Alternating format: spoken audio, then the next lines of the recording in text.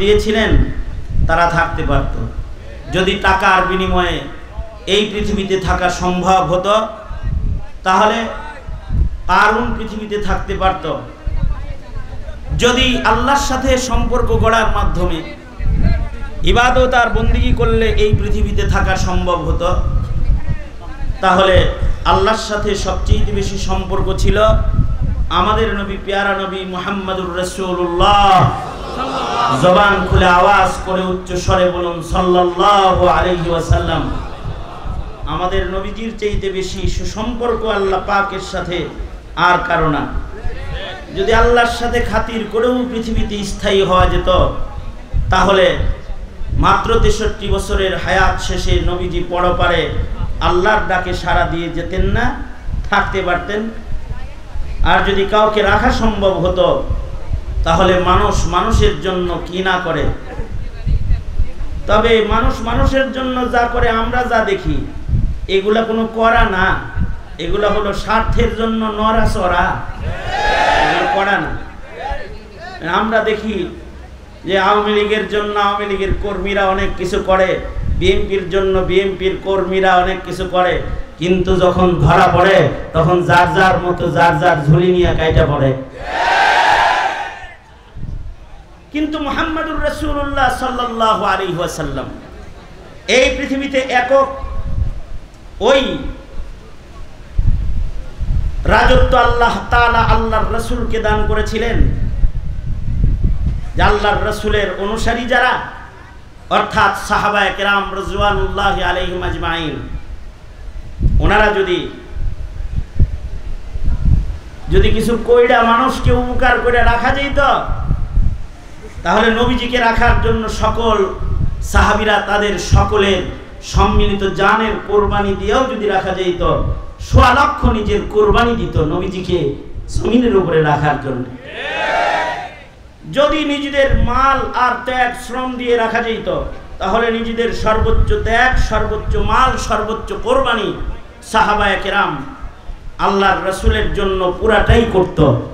কিন্তু আসলে এই পৃথিবীতে কারোর জন্য কিছু করে কাউকে রাখাও সম্ভব না। আসলে দার হাকিকাত এই পৃথিবীটা আসলে বসবাসের স্থায়ী জায়গা না, এখান থেকে সবার চলেই যেতে হয়। মৃত্যু নামক নিশ্চিত সত্য একদিন মানুষের সামনে হাজির হয়ে যায়, আর মৃত্যু দরজা দিয়ে আলাদা একটা জগতে মানুষের যাত্রা শুরু হয়, যেটাকে বরজখ আখিরাতের জগৎ বলা হয়। ওই জগতে মানুষ পাড়ি জমায়। এই মৃত্যুর পরে দুনিয়াতে যত মানুষ এসেছে এবং আসবে, মৃত্যুর পরে এই একটা আওয়াজ কেউ করছিস তো ঘাটটা ধরে খালি ফুটবলের মতো দেখবি যে ফালাই দিব। তো মৃত্যুর পরে মানুষ যে চলে যায়, মৃত্যুর পরে মৃত্যুর মাধ্যমেই মানুষের ঠিকানা 2 রকম নির্ধারিত হয়ে যায়। কিছু মানুষ মৃত্যু নামক দরজা দিয়ে বরজখেও আল্লাহর জান্নাতে পাড়ি জমায়। আল্লাহু আকবার, জোরে বলেন, আওয়াজ করে বলেন আল্লাহু আকবার। আর কিছু মানুষ মৃত্যুর মাধ্যমে বরজখেও দোজখের আগুনের মধ্যে পাড়ি জমায়। কেউ জান্নাতে যায়, কেউ দোজখে যায়, কেউ আগুনে যায়, কেউ বাগানে যায়। ঠিক ময়দানে মাহশারে বিচারের পরেও একই দশা। কেউ দোজখে যাবে, কেউ জান্নাতে যাবে। কারোর জায়গা আল্লাহর জান্নাত হবে, তার চিরস্থায়ী ঠিকানা, আর কারোর জায়গা হবে দোজখ, আগুন, তার চিরস্থায়ী ঠিকানা। সিদ্ধান্তের বিষয় হলো যে আমি কোন পথের যাত্রী হব। আমি কি আগুনে যাব না বাগানে যাব, দোজখে যাব না জান্নাতে যাব, এটা সিদ্ধান্ত। সিদ্ধান্ত যদি জান্নাতে যাওয়াই হয়, সবাই জান্নাতে যাওয়ার সিদ্ধান্ত কার কার? হাত তুলবেন কি? এক হাত তুলবেন? 2 হাত জান্নাতে যাক, চান তো? পুরাটাই জান্নাতে চলে যায়, চাই তো সবাই? 2 হাত উঁচু করে ধরেন, বলেন ইয়া আল্লাহ, আমরা জান্নাত চাই, আমরা আপনাকে চাই। জোরে আওয়াজ করে আল্লাহর নামের তাসবিহ বলুন, জোরে বলুন সুবহানাল্লাহ, জোরে বলুন আলহামদুলিল্লাহ, লা ইলাহা ইল্লাল্লাহ। আওয়াজ করে উচ্চ স্বরে চিৎকার করে বলুন আল্লাহু আকবার। আজকে কেউ বলতে আসবে না আল্লাহু আকবার আস্তে কর, আজকে কেউ বলতে আসবে না। জোরে আওয়াজ করে বলুন আল্লাহু আকবার, আর জোরে আওয়াজ করে বলেন আল্লাহু আকবার। বলেন লা ইলাহা ইল্লাল্লাহ, লা ইলাহা ইল্লাল্লাহ। এটা আমরা সব জান্নাতে যেতে চাই। জান্নাতে যাইতে হলে অনেক টাকার দরকার নাই, আর লাশের রাজ্য গড়ে রক্তের উপরে রাজ সিংহাসনে বসে থাকার হাসিনার মতো দরকার নাই। আস্তে আস্তে রক্তের উপরে রাজ সিংহাসনে বসে জান্নাতে যেতে হয় না। অথবা অনেক টাকার পাহাড় গড়ে সালমান এফ রহমানের মতো শেয়ার বাজার লুট করে আর সকল ব্যবসাকে কুক্ষিগত করে হাতের মুঠায় নিয়ে সম্পদের পাহাড় করে জান্নাতে যাওয়া যায় না। ঠিক কিনা? আওয়াজ করে জোরে বলেন। জান্নাতে যাওয়ার আলাদা একটা প্রসেস আছে, যা আল্লাহ তাআলা আমাদেরকে বলে দিয়েছেন যে তোমরা যদি জান্নাতে যেতে চাও তাইলে ক্ষমতার চেয়ারেও বসতে হইব না, টাকার পাহাড়ও ভর্তি হইব না, আর অনেক দামি বাহন বিমান প্রস্তুত রাখতে হইব না। দামি বিমান দিয়েও কাম হয় না, দামি বাহন রেডি থাকলেও কাজ হয় না, গার্ড দিয়েও কাজ হয় না, প্রোটোকল দিয়েও কাজ হয় না, জায়গা মতো যাওয়া যায় না। হ্যাঁ, যদি কেউ জান্নাতে যেতে চায় তাহলে আল্লাহর প্রোটোকলে আল্লাহর পাঠানো বাহনে চড়ে সে আল্লাহর জান্নাতে চলে যেতে পারবে। এগুলো কিছুই লাগবে না, লাগবে মাত্র দুটি সম্বল, ঈমান আর নেক আমল। ঠিক কিনা? জোরে আওয়াজ করে বলেন। কি লাগবে? জোরে বলেন। ঈমান। শিরক মুক্ত একটা ঈমান লাগবে। বলুন কি লাগবে? আরো জোরে বলুন কি লাগবে? শিরক মুক্ত একটা ঈমান লাগবে, আর ইখলাস যুক্ত কিছু আমলে সালেহ নেকির কাজ লাগবে। এই দুইটা জিনিস যদি কারোর অর্জন হয় তাহলে এক দুই দিনের জন্য নয়, চিরদিনের জন্য, ছোট জান্নাত নয়, ফিরদাউস জান্নাত আল্লাহ তাআলা চিরদিনের জন্য বান্দাকে মালিক বানায়া দিবে। আল্লাহ বলেন ইন্নাল্লাযীনা আমানু ওয়া আমিলুস সালিহাতি কানাত লাহুম জান্নাতুল ফিরদাউসি নুজুলা খালিদিনা ফিহা লা ইয়াবগুনা আনহা হিওয়ালা। আল্লাহ বলেন নিশ্চয়ই যারা ঈমানদার এবং আমলে সালেহ করনেওয়ালা, নেক আমলকারী, তাদেরকে আল্লাহ তাআলা চিরস্থায়ী জায়গা হিসেবে ফেরদাউস জান্নাত দান করবেন, যার থেকে কোনোদিন তাদের বের হতে হবে না। আল্লাহু আকবার বলেন। এই দুই জিনিস, এর ভেতরে এক নাম্বার হলো ঈমান। কতটুকু ঈমান হলে জান্নাতে যাওয়া যাবে? একেবারে সর্বকনিষ্ঠ ঈমানের মালিকানাও যদি কারোর হয়, সেও কোনো একদিন আল্লাহর জান্নাতে পৌঁছে যাবে ঈমানের কারণে। সর্বনিম্ন ঈমান কতটুকু? সর্বনিম্ন ঈমান হলো যেটা আল্লাহর রাসূল নিজের চাচাকে যে ঈমানটার স্বীকারোক্তি দিতে বলেছিলেন চাচা আপনি একবার বলুন শুধু লা ইলাহা ইল্লাল্লাহ, বিশ্বাসের সাথে আপনি শুধু এতটুকু একবার বলুন, আশফাউ বিহা ইয়াউমাল কিয়ামা, এতটুকুন বললেই ময়দানে মাহশারে আমি আপনার জন্য আল্লাহর আদালতে জান্নাতে নিতে শাফাআতকারী হয়ে দাঁড়ায় যাব। সুবহানাল্লাহ। আস্তে করে বলেন। কয়বার? কয়বার? কয়বার? একবার বললে বিশ্বাসের সাথে। আল্লাহর রাসূল হাদিসে পাকে আরো শক্ত কথা বলেন, উহাজ্জু বিকা বিহা ইনদাল্লাহ। আল্লাহর নবী বলেন, ওগো চাচা আপনি যদি একবার বলেন লা ইলাহা ইল্লাল্লাহ, তাহলে আমি আপনাকে আল্লাহর কাছ থেকে বাড়াবাড়ি করে ছোটায়া জান্নাতে নিয়ে পৌঁছানোর জন্য দাঁড়ায় যাব। অর্থাৎ একবার যদি কেউ বলে লা ইলাহা ইল্লাল্লাহ, অর্থাৎ নাই কোনো মাবুদ এক আল্লাহ ছাড়া, অর্থাৎ বলুন আওয়াজ করে, আমাদের মাবুদ রব খোদা মালিক কয়জন? 33 কোটি। বহু প্রভু কয়জন? কুল হুয়াল্লাহু আহাদ, তিনি কয়জন? একজন। তার নাম কি? তিনি কে? সবাই মিলা জোরে ডাক দেন ইয়া আল্লাহ। আরো জোরে করে আওয়াজ করে ডাকুন ইয়া আল্লাহ। এই আল্লাহ ছাড়া কি আর কোনো ইলাহ আছে? আরো জোরে বলেন আছে। আরো জোরে বলেন আছে। তাহলে বলুন লা ইলাহা ইল্লাল্লাহ, লা ইলাহা ইল্লাল্লাহ। বাস এতটুকুন যারা একবারও বলবে তাদের ঠিকানাও এক সময় আল্লাহর জান্নাতে আল্লাহর কাছে চিরদিনের জন্য হয়ে যাবে। মাত্র একবার বললে। এই পৃথিবীতে মানুষ দুই প্রকার। এক প্রকারের মানুষ বলে লা ইলাহা ইল্লাল্লাহ, আর এক প্রকারের মানুষ এই কথাটা বলে না। যারা লা ইলাহা ইল্লাল্লাহ এটা বলে এরা হলো জান্নাতি।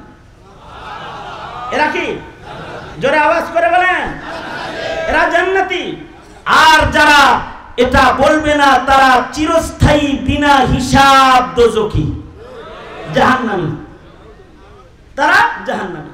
তবে আফসোসের বিষয় হলো, এখানে পরিতাপের বিষয় যেটা, সেটা হলো এই লা ইলাহা ইল্লাল্লাহ কালিমা সহ জন্মগ্রহণ করার পরেও, জমিনের উপরে জন্ম নেওয়ার পরে প্রথমে লা ইলাহা ইল্লাল্লাহ আশহাদু আল্লা ইলাহা ইল্লাল্লাহ ওয়া আশহাদু আন্না মুহাম্মাদান আবদুহু ওয়া রাসূলুহু ডান কানে বাম কানে শোনার পরেও, মুখে কালিমা বলার পরেও সমাজ ব্যবস্থা, শিক্ষা ব্যবস্থা এবং তাদের এই কালিমার যত্ন না করার কারণে কোটি কোটি কালেমাওয়ালা যখন বিদায় নেয় আর মরে যায়, তখন তারা কালিমাহীন বেঈমানদের দলে গিয়ে তারা ইন্তেকাল, মৃত্যুর মুখোমুখি হয়ে যায়। এর সংখ্যা এখন প্রচুর বাংলাদেশে। এর সংখ্যা অনেক। এরা জন্মেছে কালিমাওয়ালার ঘরে, কিন্তু তাদের মৃত্যু হচ্ছে কালিমা ছাড়া। অর্থাৎ নাস্তিক অবস্থায় তাদের মরণ হতেছে, মুরতাদ অবস্থায় তাদের মৃত্যু হইতেছে, বেঈমান হালতে ঈমানবিহীন তাদের মরণ হইতেছে। এর সংখ্যা ছোটখাটো না, এর সংখ্যা অনেক অনেক, এর সংখ্যা অনেক। এই পর্যন্ত যাওয়া তো অনেক একটা কঠিন একটা বিষয়। কারণ এই কালিমা সহকারে মৃত্যু হওয়ার জন্য সাচ্চা পুখতা একটা বিশ্বাস, ঈমানের মালিকানার দরকার হয়। এইটা বর্তমান যুগের মুসলমানদের মধ্যে অনেকই অভাব দেখা দিয়েছে। আমার এক বন্ধু কিছুদিন আগে উনি এক জানাজার নামাজ পড়াতে গিয়েছেন। এক বাড়িতে জানাজা পড়াইতে গেছেন। জানাজা পড়ায় এসে আমার হাত ধরে কাঁদতেছে আর বলতেছে, বন্ধু তোমরা মাঠে ময়দানে মানুষের ঈমানের মেহনতের কথা বলো, বর্তমান প্রজন্মের ঈমানের হালত বড় খারাপ, সামনের প্রজন্মের ঈমানের হালত না জানি কি দাঁড়ায় রয়েছে। আমি বললাম, ঈমানের হালত খারাপ তা তো আমরাও জানি, তো তুমি আজকে এত অস্থির হইছো কেন? আগে সেই আলাপটা করো। সে বলল যে আমি তো জানাজার নামাজ পড়াইতে গিয়েছিলাম, আমার এক দুঃসম্পর্কের আত্মীয় মারা গেছে, তার জানাজা যখন পড়াইতে গেছি, এই মাইয়িত যিনি মারা গেছে তার ছেলে বিদেশে থাকে, লাশটা ফ্রিজ আপ করে রাখা হয়েছিল, ছেলে বিদেশ থেকে এসেছে, এরপরে জানাজা দাফনের ইন্তজাম হয়েছে। যদিও মাইয়িত মারা যাওয়ার পরে যত তাড়াতাড়ি দাফন করবে তত মাইয়িতের আরাম হয়, আর এটাই নবীর দিক নির্দেশনা। কিন্তু ফ্রিজে রাখা যায় তো ফ্রিজে রেখে দিছে লাশ। আর ছেলে আসছে বাবার জানাজা পড়তে, ছেলের শুভবুদ্ধি উদয় হয়েছে, তো ছেলে তার সন্তানকেও সাথে নিয়ে এসেছে যে মরার আগে কমাস কম দাদার চেহারা এক নজর দেখায় দিই। নিজে তো এসেছে নিজের সন্তানটাকেও বাপের জানাজায় সামিল করতে বিদেশ থেকে সাথে করে দেশে নিয়ে আসছে। সে বলল জানাজা তো পড়াইলাম, জানাজাটা কেবল শেষ করেছি, এই সময় লাশ উঠায় গুরুস্থানে নেওয়ার জন্য আপনজনরা যখন খাটিয়ার পাশে দাঁড়াইছে, তখন এই বাচ্চা ছেলেটা মাইয়িতের সন্তানকে, মাইয়িতের নাতি প্রশ্ন করতেছে। অর্থাৎ প্রবাসী ছেলে যে জানাজা পড়তে আসছে তার ছেলে বাপেরে বলতেছে, আব্বু এখন কি দাদার লাশ আগুন দিয়ে জ্বালাইতে নিয়ে যাবা? অর্থাৎ মুসলমানের ঘরের সন্তান, মুসলমানের ঘরের সন্তান, সে তার বাবাকে বলছে, আব্বু এখন কি দাদার লাশটা আগুনে জ্বালাইতে নিয়ে যাবা? তার মানে কি? তার মানে হলো মুসলিম ঘরে তার জন্ম হয়েছে বটে, কিন্তু একজন মুসলমানের মৃত্যুর পরে তাকে শ্মশানে রাখা হয় না কবরস্থানে রাখা হয়, এটা এতটুকুন যত সামান্য ইমানি কথাও পিতার কাছ থেকে এই বালকটা এখনো পর্যন্ত পায় নাই। এ কারণেই তার জিজ্ঞাসা হলো, কি দাদার লাশ কি আগুনে পোড়াইবা নাকি? মুসলমানের লাশ যে আগুনে পোড়ানো হয় না, এইটা বাপ হয়েও সন্তানকে এখনো পর্যন্ত শিখায় নাই যে মুসলমান ঈমান আমলের সাথে মৃত্যু হলে তাকে বিসমিল্লাহি ওয়া আলা মিল্লাতি রাসূলিল্লাহ বলে আল্লাহ রাসূলের দলে দেয়া হয়, আর কবরে যাওয়ার সাথে সাথে তার কবরটা আল্লাহর জান্নাতের বাগান হয় যদি ঈমান আমল নিয়ে কবরে যায়। আল্লাহু আকবার বলে। ঈমান আমল নিয়ে কবরে গেলে আল্লাহর জান্নাতে সে জায়গা পায়। এইটুকু নিরিম নিজের সন্তানকে দেয় নাই। এবার বরজক সম্পর্কে সে জানেই না, যে কবরস্থান সম্পর্কেই জানে না। বলুন তো, সে কি কবরের প্রশ্ন সম্পর্কে জানার মতো কোনো সম্ভাবনা? কবরে যে প্রশ্ন আছে, এ তো কবরস্থান সম্পর্কেই জানে না এখনো, যে মরার পরে মুসলমানকে কবরস্থানে সুন্নত তরিকায় দাফন করা হয়, এইটুকুনি যে শিখে নাই, সে কি কবরের প্রশ্ন সম্পর্কে জানে এমন কোন ধারণা করা যায়? এই হলো মুসলমানের একটা হালাত, যে তার বরজক কি, তার কবর কি, এই শিক্ষাটাও তাকে দেয়া হয় না। বরজখের উপরে ঈমানও তার নাই, কবরের আযাবের উপরে ঈমান বিশ্বাসও তার নাই, পুনরুত্থান সম্পর্কেও সে জানে না। আল্লাহর আদালত একটা কায়েম হবে, সেখানে তাকে দাঁড়াতে হবে, এই বিশ্বাস ঈমানও প্রজন্মের মুসলমানের হৃদয়ে মজবুত আকারে এখন আর বসানো হয় না।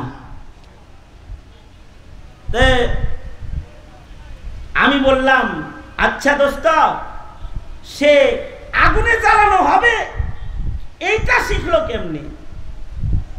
আমি জানি, জানার পরেও তাকে জিজ্ঞাসা করতেছি কেমনে শিখলো। সে বলতেছে, আরে ভাই বুঝো না, ধর্ম কর্ম পড়ালেখা না করলেও বাবা মার কোলে বসে হিন্দি ছবি দেখতে দেখতে এতটুকুন জ্ঞান তার অর্জন হয়েছে, কিছু মানুষ মরে গেলে তাদেরকে আগুনে জ্বালানো হয়। সিনেমা দেখে এতটুকুন অন্তত বুঝাচ্ছে যে হিন্দু মরে গেলে আগুনে জ্বালানো হয়। তার ধারণা তাহলে কি আমরা মরে গেলেও কি জ্বালানো হয় কিনা? এত বেশি হিন্দি ছবি দেখছে জীবনে, আর সন্তানরে পাশে বসায় দেখাইছে যে সন্তানরে হিন্দুর লাশ পুরানো দেখাইলেও সন্তানকে মুসলমানের লাশ দাফনের চিত্রটা দেখানো হয় নাই। এই তো আমাদের কমজোরি। যদি মুসলমানের কমজোরি এইখানে থাকে শুধু কবরের বেলায়, তাইলে নবীর বিশ্বাস, কিতাবের বিশ্বাস, ফেরেশতাদের বিশ্বাস, হাসরের দিবসের বিশ্বাস, অথবা আল্লাহর উপরে পূর্ণ আস্থা আর বিশ্বাস, এই বিষয়েও তো প্রজন্মের মুসলমানদের যথেষ্ট কমজোরি রয়েছে। কি গান ঠিক না ঠিক করে বলেন? ধর্ম কি জিনিস এটাই জানে না, ধর্ম সম্পর্কে জানে না, বুঝে না, রাসূল সম্পর্কে জানে না, বুঝে না। এই যে ঈমানের দুর্বল হালাত, এই দুর্বল হালতের কারণে কোটি কোটি মুসলমান জন্মগ্রহণ করতেছে ঈমানের ছায়ায়, কিন্তু মৃত্যুবরণ করতেছে নাস্তিক আর মুরতাদের বাজারে যায়া। তাদের মরণ হইতেছে নাস্তিক মুরতাদের বাজারে। এখনকার সন্তানদের খুব কমন প্রশ্ন, এখন সবচেয়ে বড় ফিতনা, জমিনের সবচেয়ে বড় ফিতনা হলো এখন নাস্তিক্যবাদের ফিতনা। কিসের ফিতনা? নাস্তিক্যবাদের ফিতনা, জমিনের সবচেয়ে বড় ফিতনা। আপনার সন্তান স্কুলে যাওয়ার সাথে সাথে একদল নাস্তিক তার কানে বলতে থাকে ফেরেশতা নাই। আপনার সন্তান কলেজে যাওয়ার সাথে সাথে একদল নাস্তিক বলে কবরের আযাব বিশ্বাস করি না, লাশ আবার পুনরুত্থান কেমনে হবে এটা বিশ্বাস করি না, মানুষ মরে যায়, পচে যায়, গলে যায়, মাটির সাথে মিশে যায়, এর আর কোনো পুনরুত্থান নাই। একদল নাস্তিক আপনার সন্তানকে বলতে থাকে আরে আমরা প্রাকৃতিক ভাবে সৃষ্টি হয়েছি, আমাদের কোনো খালেক নাই, আমাদের কোনো স্রষ্টা নাই। অর্থাৎ একদল নাস্তিক মুসলমানের বাজারে ঘোরে আর মুসলিম সন্তানকে বলে স্রষ্টা বলতে কেউ নাই। আপনারা বলুন তো স্রষ্টা আছে না নাই? জোরে আওয়াজ করে বলেন। কিন্তু ওরা বলে স্রষ্টা নাই। যদি কোনো কথা কয় তাহলে বলে এই স্রষ্টারে দেখছস নাকি কোনোদিন? না দেখি নাই তো। যা দেখছস না তা মানুষ কেন? যেটা দেখা যায় না সেটা মানতে হবে কেন? অথচ না দেখে মানার নামই ঈমান। আল্লাযীনা ইউমিনুনা বিল গায়ব, না দেখেই মানতে হবে স্রষ্টা একজন আছে যাকে দেখা যায় না, কিন্তু মানতে হয় তিনি কে। আওয়াজ করে জোরে বলেন। তারে কিন্তু দেখা যায় না, চর্মচোখ তাকে দেখতেছে না, কিন্তু তাকে মানতে হয়। স্রষ্টাকে মানা, না দেখে মানার নামই ঈমান। কিন্তু নাস্তিকরা আপনার সন্তানকে বলবে যা দেখি না তা মানি না, যা দেখি না তা মানি না। অথচ মাখলুকের ভেতরে বহু জিনিস আছে যেটা মানা যায়, দেখা যায় না। খালেক পর্যন্ত যেতে হইব না, মাখলুকের ভেতরে এমন বহু কিছু আছে যা মানতে হয়, দেখা যায় না। ভেতরে রূহ নামক জিনিস আছে, মানতে হয়। বেরোয় গেছে, মরে গেছে, এটাও মানতে হয় যে রূহ বেরিয়ে গেছে, মানতে হয়। কিন্তু রূহটাকে দেখা যায় না। কুলির রূহু মিন আমরি রাব্বি, আল্লাহ পাকের একটা নির্দেশ, এটাকেই দেখো না, আল্লাহকে দেখবা কেমনে? হাওয়া বাতাস আছে, কিন্তু বাতাস চোখে দেখা যায় না। যদি বলি বাতাসের কালার কি, বলতে পারবে না। বাতাস কয়েক লম্বা, তাও বলতে পারবে না। কতটুকু চওড়া মোটা, তাও বলতে পারবে না। কিন্তু মানতে হয় বাতাস আছে, এটা মানতে হয়, কিন্তু চোখে দেখা যায় না। তবে হ্যাঁ, বাতাস দুর্বল না প্রবল এটা আন্দাজ করা যায় কখনো কখনো। দেখতো বাইরে বাতাস আসেনি, এক ফোঁটা বাতাসও নেই, বুঝছস কেমনে রে? একটা গাছের পাতা নড়ে চড়ে না, একটা পাতা নড়ে চড়ে না। গাছের পাতার দিকে তাকায় বুঝলাম সময়ে বাতাসের প্রবাহ বড় দুর্বল।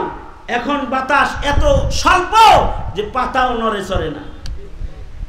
আবার মায় বলছে যারে গেদা 1 কেজি লবণ লয়ে গা, না মা এখন বাইরে যাওয়া যাইব না, বাইরে প্রবল বাতাস, উড়ায় লয়ে যাইব, তোরে উড়ায় লয়ে যাইব। হ্যাঁ, জানালা দিয়ে দেখলাম গাছ ভেঙে উড়ায় লয়ে গেল। তার মানে গাছ ভেঙে উড়ায় লয়ে গেছে, এ কারণে তুমি বুঝেছো যে এখানে বাতাস প্রবল, অথবা পাতা নড়ে চড়ে না। তোমার আকল দিয়ে বুঝেছো এখানে বাতাস এখন কমজোর নাই।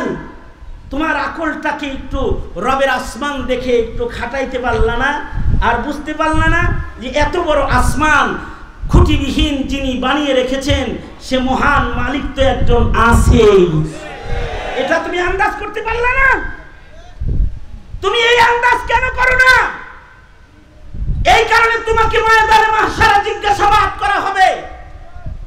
মৌলবীরা সব তোমারে বুঝাইবো, লাস্তা আলাইহিম বিমুসাইতির, আল্লাহর রাসূলকে আল্লাহ তাআলা নিজে বলতেছে, বন্ধু আপনাকে পুলিশ দারোগা বানায়, ইন্সপেক্টর বানায় আমি পাঠাই নাই। কেন? ওরা আমার সৃষ্টি দেখে আমাকে চিনতে পারে না। আফালা ইয়ানজুরুনা ইলাল ইবিল কাইফা খুলিকাত ওয়া ইলাস সামাই কাইফা রুফিআত। আমার সৃষ্টি দেখে ওরা আন্দাজ করতে পারে না আমি কত বড় মহান, এটা আন্দাজ করতে পারে না। কারি তৈয়ব সাহেব রহমতুল্লাহি আলাইহি একটা মজার কথা বলেছেন। উনি বলেন, ইমাম বুখারী রহমতুল্লাহি আলাইহি এর উপরে তরজমাতুল বাব কায়েম করেছেন বুখারী শরীফের ভিতরে, আফি আনফুসিকুম আফালা তুবসিরুন। আল্লাহ তালাশ করতে, আল্লাহ চিনতে আসমানেও যাইতে হয় না, গুইরাও দেখতে হয় না। আফি আনফুসিকুম আফালা তুবসিরুন, নিজের দেহের দিকে তাকাইলে তোমার মুখে উচ্চারিত হবে লা ইলাহা ইল্লাল্লাহ। খালি দেহের দিকে তাকাইলে উচ্চারিত হবে।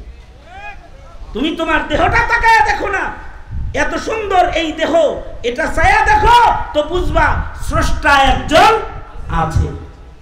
আর কারি তৈয়ব সাহেব রহমতুল্লাহ আলাইহি বলেন যে দেখো দুনিয়ার সব বিজ্ঞান মিলে, পৃথিবীর সব বিজ্ঞান মিলে তিনটা ধাতুরে এক জায়গায় করতে পারে না, সব বিজ্ঞান মিলা।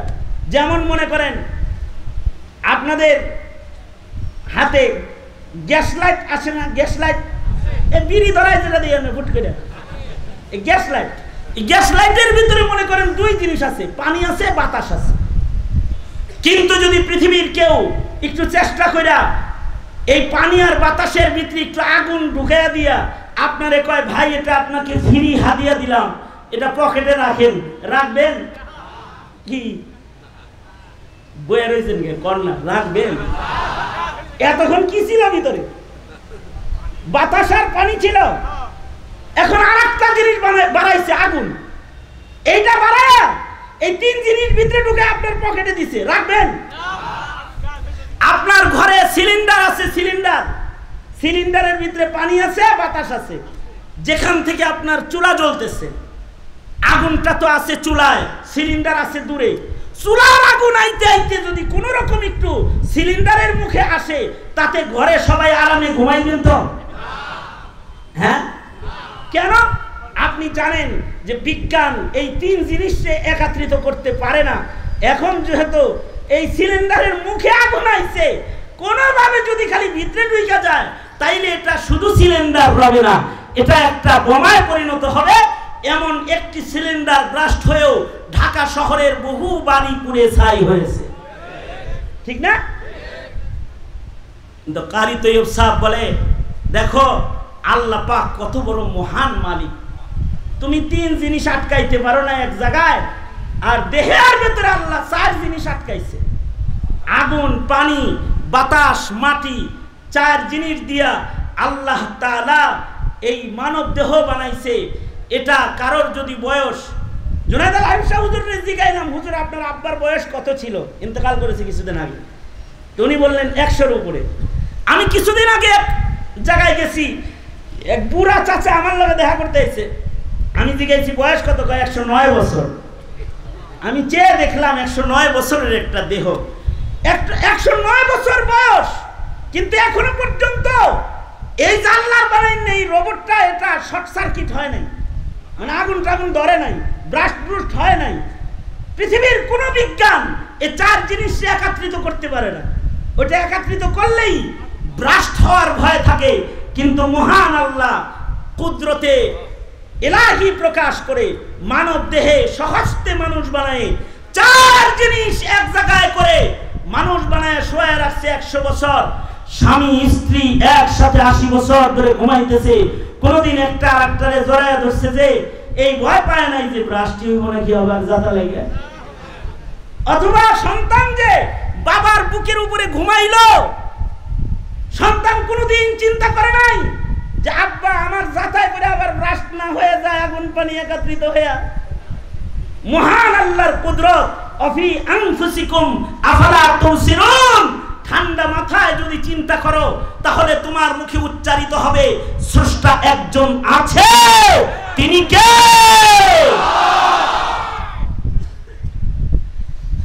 আমাদের বর্তমান সরকার আমাদের সন্তানদেরকে প্রাণী বিজ্ঞান পড়াইছে, প্রাণী বিজ্ঞান। এই প্রাণী বিজ্ঞান পড়াইতে যায় আমাদের সন্তানদের ঈমান নষ্ট করছে। ডারউইনের ভ্রান্ত মতবাদ পড়াইছে। ডারউইনের ভ্রান্ত মতবাদের দাবি কি? দাবি হলো মানুষ আসতে একটা বান্দরের বাচ্চা। ডারউইনের ভ্রান্ত মতবাদের দাবি কি? আচ্ছা, আপনারা কি কেউ বান্দরের বাচ্চা? আমরা কেউ বান্দরের বাচ্চা? আমরা মানুষের বাচ্চা। আমাদের আদি পিতা হলেন বাবা আদম, ঠিক কিনা? যারা আওয়াজ করে বলে আমরা আদমের আওলাদ, আদমের সন্তান, বান্দরের বাচ্চা আমরা না। কিন্তু সরকার আমাদের সন্তানদের সিলেবাস পরিবর্তন করে আমাদের সন্তানদেরকে বুঝাইবার চেষ্টা করেছে তোমরা বান্দরের বাচ্চা। এই তাকবীর লাগান, নারায়ে তাকবীর, নারায়ে তাকবীর, আল্লাহু আকবার। প্রধান বক্তার আগমন, শুভেচ্ছা স্বাগতম। সৈয়দ হাবিব সাহেবের আগমন, শুভেচ্ছা স্বাগতম। আজকের মাহফিল নারায়ে তাকবীর, আল্লাহু আকবার। जब पानी आ गया तो तयम्मुम खत्म। পানি এসে পড়ছে, তায়াম্মুম এমনি নাই। কিন্তু আমি আমার কথাটা, আমি তো সন্তানের মতন আজকের না, আমার কর্মজীবনের শুরু থেকে আল্লামা জুনায়েদ আল হাবিব সাহেব হুজুর আমার মুরব্বী, পিতৃতুল্য স্নেহ, একেবারে আমার ছাত্র জামানা থেকে যখন আমি ছাত্র তখন থেকে আমার বাড়ির, আমার জীবনের এমন কোনো অধ্যায় নাই যেখানে আল্লামা জুনায়েদ আল হাবিব সাহেব হুজুরের সুপরামর্শ এবং ওনার শারীরিক হাজিরি নাই, এরকম কোনো অধ্যায় নাই। আলহামদুলিল্লাহ, বিয়ে শাদী থেকে শুরু করে সন্তানদের আকিকাত থেকে শুরু করে যা আছে সব। তা আমার মুরব্বী এসে পড়েছেন, যে পানি আ গিয়া তো তায়াম্মুম খতম, পানি এসে গেছে, তায়াম্মুম শেষ, আর এত ওয়াজের দরকার নাই।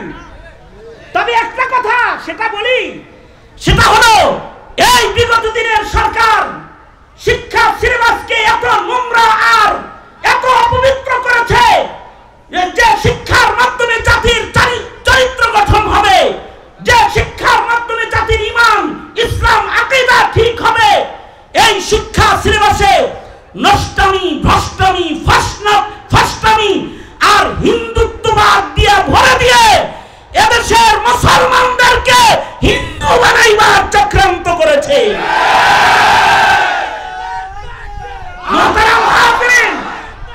মুসলমানের শিক্ষা সিলেবাস থেকে তার রাসূল, তার রব, তার ঈমানের শিক্ষা সরায় দিয়ে গোমাতার শিক্ষাকে প্রবেশ করায়ছে। চরিত্রকে নষ্ট করার জন্য, মুসলিম যুবক যুবতীর চরিত্রকে চরিতার্থ করতে শিক্ষা সিলেবাসের ভেতরে ট্রান্সজেন্ডার নামক এক দুষ্ট বস্তুর আমদানি ঘটায় মুসলমানের শিক্ষা সিলেবাসে তা ঢুকাইবার অপকৌশল চালিয়েছে। সমকামিতা প্রমোট করে বাচ্চাদেরকে বিভিন্ন ধরনের কুসংস্কৃতির শিক্ষা দিয়েছে। যারাই অপসংস্কৃতির সয়লাব দেশে ঘটাইতে চায়, ওই অভিনেতা আর ওই গায়ক গায়িকাদেরকে ধরে ধরে জাতির সংসদে সাংসদ হিসেবে বসায় জাতির মহান সংসদকে নাস্তিক দিয়ে ভরে ফেলেছে। নাস্তিক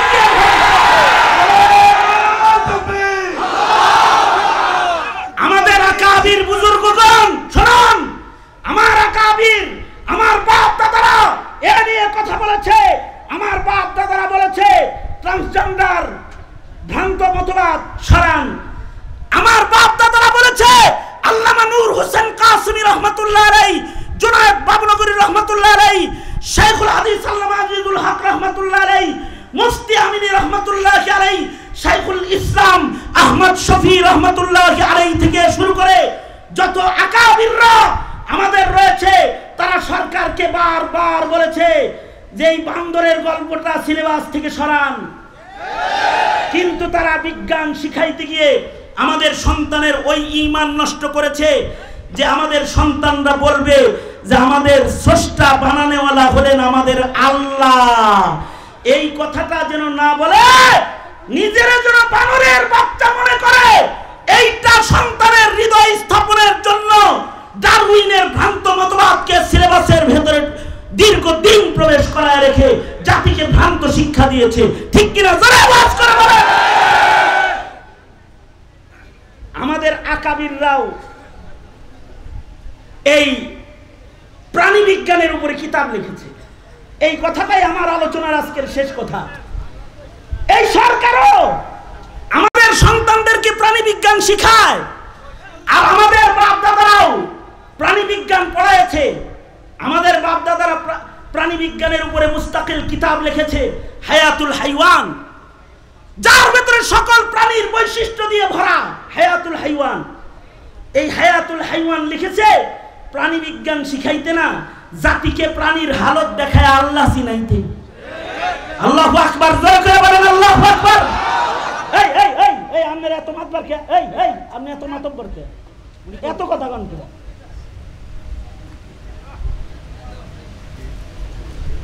দুনো হাত উপরে তুলেন, সোজা করেন। মাদ্রাসা থাক, এটা দরকার না নাই? দরকার আছে না নাই? দরকার আছে না নাই? মাদ্রাসার সাথে থাকা দরকার কিনা? আজকে খতিবে বাঙ্গালকে দেখার জন্য যেভাবে পঙ্গপালের মতো ছুটে হাজার হাজার জনতার এক মহা সমাবেশ এখানে হয়েছে, আপনারা সকলে মিলে যদি এই মাদ্রাসাটার জন্য অল্প কিছু কুরবানি